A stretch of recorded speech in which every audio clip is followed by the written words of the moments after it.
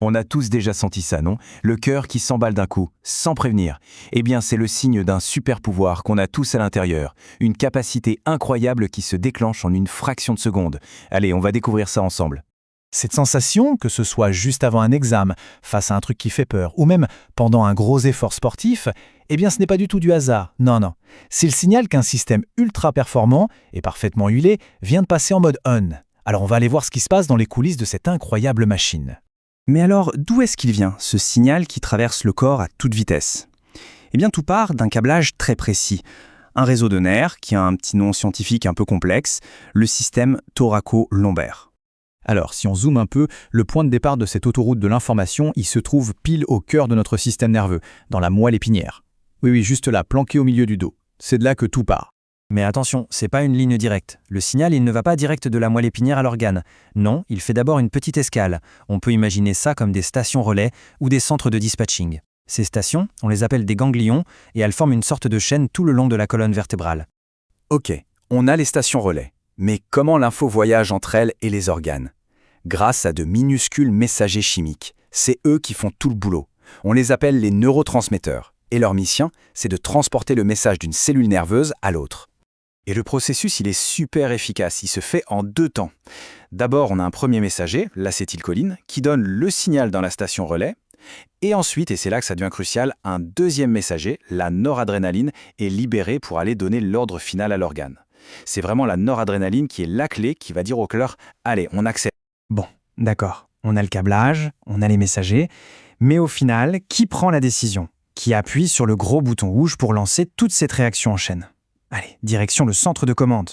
En fait, il n'y a pas un seul pilote aux manettes, mais une véritable équipe de choc au sein du cerveau. On a d'abord le grand chef d'orchestre, l'hypothalamus. Ensuite, il y a le tronc cérébral, qui gère, on va dire, les fonctions vitales de base. Et enfin, pour les situations vraiment critiques, on a une unité d'élite, la glande surrénale. Le rôle de l'hypothalamus, il est vraiment central. C'est lui qui reçoit et qui analyse toutes les infos. Une sensation de peur, un coup de froid, un effort à fournir. Il fait le tri et c'est lui qui décide si la situation mérite qu'on active tout le système. En gros, c'est lui qui appuie sur le bouton « Go ». Juste en dessous, on a le tronc cérébral. Lui, c'est un peu le pilote automatique des systèmes de survie. Pendant que l'hypothalamus décide, lui, il exécute. Il ajuste la mécanique de base en temps réel, il s'assure que le cœur et la pression du sang s'adaptent pile poil aux besoins, et ce, instantanément. Et puis, il y a l'unité d'opération spéciale, la glande médullo-surrénale. En cas de gros stress, c'est elle qui est activée. Et là, attention, on ne parle plus d'un petit message ciblé. Non, elle balance une véritable vague d'adrénaline dans tout le sang. L'alerte devient générale, beaucoup plus puissante, et elle dure plus longtemps. C'est tout le corps qui est mobilisé. Bon, maintenant qu'on sait qui donne les ordres et par où ils passent, voyons un peu ce que ça donne concrètement dans le corps. C'est là qu'on passe en mode survie, une préparation pour l'action immédiate. L'effet le plus évident, celui qu'on sent tous, c'est bien sûr au niveau du cœur. Mais il ne fait pas que battre plus vite. Chaque battement devient aussi beaucoup plus puissant.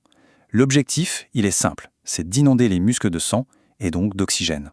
Et évidemment, tout est parfaitement synchronisé. Les poumons entrent en jeu, les branchies, qui sont un peu les autoroutes de l'air, s'élargissent à fond pour faire entrer un maximum d'oxygène à chaque inspiration. C'est comme si on ouvrait les vannes en grand pour faire le plein de carburant. Et là, il se passe un truc assez génial, c'est la gestion des priorités. Le corps fait une redirection stratégique du sang. En gros, il met en pause les systèmes qui ne sont pas urgents, comme la digestion, pour envoyer tout le sang disponible vers les muscles. Le message est clair, c'est pas le moment de digérer, c'est le moment d'agir. Et d'où elle vient, cette soudaine montée d'énergie? Eh bien, c'est le foie qui entre en scène. Il reçoit l'ordre de puiser dans ses réserves de sucre, le glycogène, et de le libérer direct dans le sang. C'est un véritable boost de carburant à effet immédiat pour tous les muscles. Et ce n'est pas fini, même nos sens s'y mettent. Les pupilles se dilatent, elles deviennent toutes grandes. Pourquoi? Pour capter un maximum de lumière et élargir notre champ de vision. L'idée, c'est de passer en mode haute définition pour mieux analyser l'environnement, que ce soit pour voir un danger arriver ou pour saisir une opportunité. Alors, si on prend un peu de recul sur tout ça, comment on pourrait résumer le rôle de ce système si complexe? Eh bien, la meilleure image, c'est sans doute celle de notre accélérateur personnel. Le système sympathique, c'est l'accélérateur du corps. C'est le système de la survie et de la performance. Cette phrase, elle résume vraiment tout. Et c'est ça qui est important à comprendre. Ce n'est pas juste un système de panique ou de peur. C'est le système qui nous aide à survivre, bien sûr, mais aussi à être performant, que ce soit physiquement ou mentalement. Ce tableau, il résume parfaitement cette logique. On voit bien le lien. Un déclencheur, par exemple la perception d'un danger, est traité par le bon centre de commande, ici l'hypothalamus, et ça donne un résultat adapté, comme la fameuse réponse de lutte ou fuite. Pareil, un stress intense va mobiliser la glande surrénale pour un effet global, alors qu'un simple effort physique sera géré en continu par le tronc cérébral. Ce super pouvoir est donc une mécanique d'urgence, conçue pour des moments intenses. Et ça nous amène à une question super importante pour notre bien-être à tous. Si ce système, c'est notre accélérateur, comment on fait pour ne pas garder le pied collé dessus en permanence dans le tumulte de la vie moderne? Comment on l'aide à retrouver son équilibre pour qu'il reste un allié et qu'il ne devienne pas une source d'épuisement?